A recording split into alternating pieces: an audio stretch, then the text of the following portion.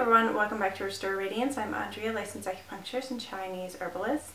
And do you ever struggle with dry skin, especially in the cold? Well, in Chinese medicine, the health of your skin directly correlates to your lung, large intestine energy resources. Now let me explain that a little bit more. In Chinese medicine, in the fall months, your energy resources from your lung and large intestine tend to peak. If you have a deficiency in this area, meaning the energy of the large intestine and lung, not necessarily the actual physical organ structure of the large intestine and lungs, you tend to have skin issues show up, or respiratory issues such as asthma, allergies, sinus congestion. These all kind of tend to relate to how healthy and how much energy you have within the lung and large intestine.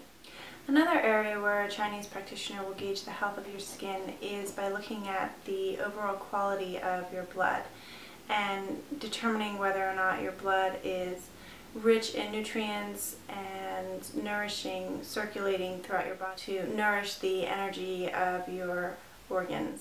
Now, there are a lot of hand cream products out there on the market, but they tend to contain chemicals and preservatives that sometimes take away from the moisturizing effect for your skin. I've always found that making my own skin products tends to help nourish my skin a little bit more. So in this video, I'm going to share one of my favorite hand cream recipes for moisturizing dry hands. It's a pretty versatile recipe, and feel free to alter it to your liking. Here we are in the kitchen with the ingredients for making our hand cream, and we have 1/4 of a cup of coconut oil, 1/4 of a cup of shea butter, 1/4 of a cup of beeswax. The beeswax is going to be our emulsifier, so it's going to pull everything together, and 1/4 of a cup of rosehip oil. What I don't have here is our rose water. I'm actually going to substitute our rose water. It's 1/4 of a cup of rose water. I'm going to substitute it with 1/4 of a cup of fig hydrosol that I made over the summer. We'll need 2 containers to melt our oils in, and you'll see why we need 2 in a minute. And our mixer, this is a little mixer that I use just for skincare, and a clean sterile jar. So we're going to start by heating our beeswax over low heat. Normally you would use a double boiler, which I don't have, so I just keep it on really low heat until it's melted. Okay, and as you can see, the wax has melted, so we're going to add coconut oil and our shea butter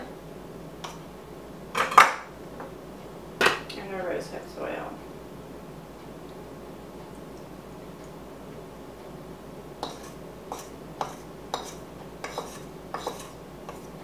And let that melt down. And in our other container, we're going to, over low heat, bring our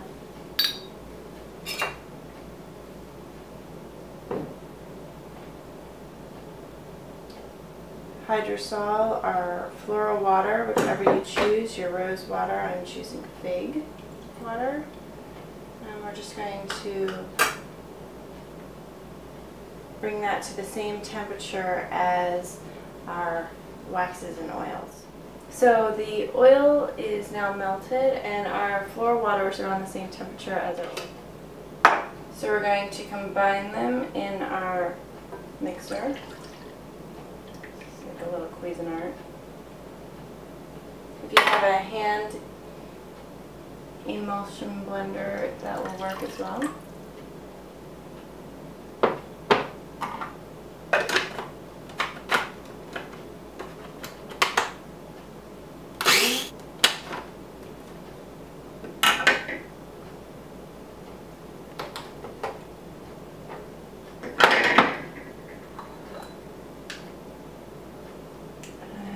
as you can see, it has this lovely golden color. I'm just going to pour that into our jar and allow it to cool.